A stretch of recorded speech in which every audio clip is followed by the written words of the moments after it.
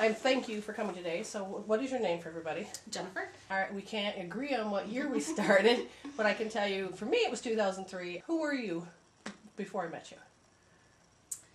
I was pretty much a mother. Okay. My husband worked a lot of hours, so I was pretty much like a single mother. Just a family member, a sister, a daughter, and that's Okay. probably pretty much it. And was that what you call life? Now, No, then. then, I thought so. So you got up in a certain routine, did a certain thing with the family every day, and it felt like routine. Yes. Yes. Were you happy? Not all the time. But really that's called life, and in The some life that I degree- knew it, the life that I knew, it was okay. And pretty much it felt like, okay, that's it. Yeah, this is, yep. But did you feel at the time you wanted to change anything? I was starting to become very ill, so I knew I had to change something because I couldn't stand the way it was going. Okay, so what physical symptoms did you start to get? I had very chronic sinus infections. Okay.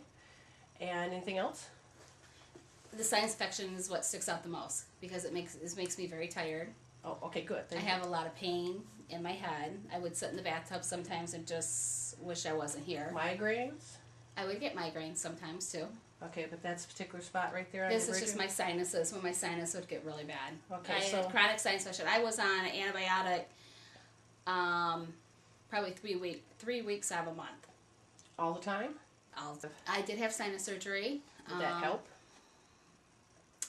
It helped somewhat, but not very much. It did lead me to a homeopathic that I went to see. Said I was full of yeast from all the antibiotics I was on, which totally makes sense. Yes. There was a book out, and I totally swore I wrote the book. Yeah, I totally did. And actually, I was just going to go ready to get a blood fusion done because my IgA is very, very low. Normal is 400. I'm at an 8. Which means I can't produce the antibodies. I don't have the protection when people around me that are sick, so I get sick like that. Wow. So I was going to go do a blood fusion, and when I went to see this homeopathic doctor, he asked me to please give him 2 weeks, do not do the blood fusion, and I started on herbal stuff, and he was getting to the bottom of things. Were you referring to a real book? Yeah. Oh, what was the name of the book? Do you remember? Something about yeast. It totally described the things Exactly you were how going I felt, how tired I was, Okay. the illnesses I kept getting. So basically it was about just the physical attributes. Did it talk about emotional and mental or spiritual? Absolutely not. No, just the physical. Okay, so basically you were just living life and you didn't really aware of that there was a, you knew there was a spiritual life. Did you have a religion? I've been brought up Catholic. You knew there was a God. Yes, I do believe there is a And God. you knew that when you needed help, God, you would pray. Yes. And did you have a good prayerful life? Did you get answers quickly at that time?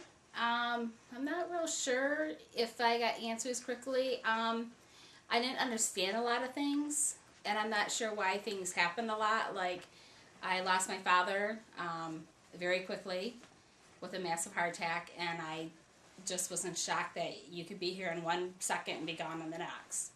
So it kind of threw you off center? It threw me very off center. And then it made me fearful of dying.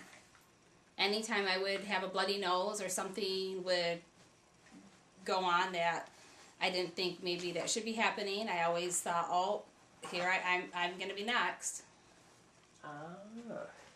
So pretty much you were run to your timeline.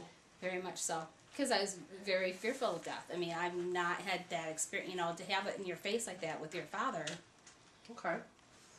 I didn't understand a lot. So pretty much when it happened, you couldn't get yourself out of your head. You constantly were thinking about death or what happened to your father. So one minute you'd be happy and the next minute you couldn't help but to Be in go fear. there. Oh, I was in fear. How long did it take you to really recover from the time that you had the sudden death issue with your father? Did you feel like you had gotten control of life ever again from that point? No. Aha. No, I didn't understand it. Okay. I didn't understand. Were you thinking more about how afraid that you were going to lose your kids too?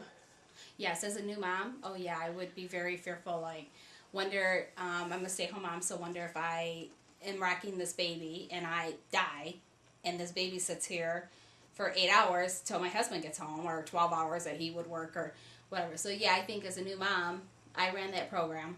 Wow. Your quality of life was just, this is life. Yep, live every day to day and not really.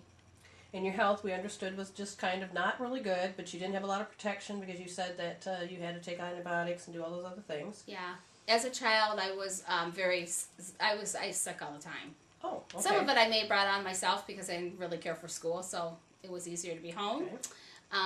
But I had hives really bad. I had allergies really bad. So being a kid, did you feel like you could handle things?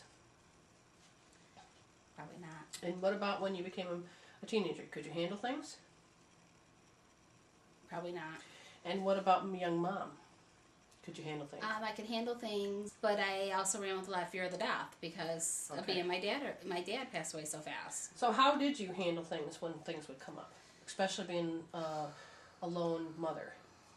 I tend to get sick, and I would play that card a lot because I didn't feel good, and a lot of times I just wanted to sleep. Leave me, just let me go to bed and leave me alone. Okay. And I would spin out. As I would look at it now, I would definitely spin out. okay. So what's your definition of spinning out real quick? I feel like I have no control over anything. It's just I get stuck in la la land, I guess, because I don't really think there's a solution or there's a reason for this, but I would just be caught in that moment. You feel muddled? Very muddled. Okay. Very good. Okay. And then it came about whenever the year was, 2000, whatever, we'll go with you. I think it was earlier, but 2003, what was my kids having some issues. I'm not sure. Oh, I think they were fighting all the time. And then my sisters had suggested I bring them to you. Or actually, I think my sisters made the appointment for me to come out and meet you. Mm-hmm. And that's when I first met you. Okay.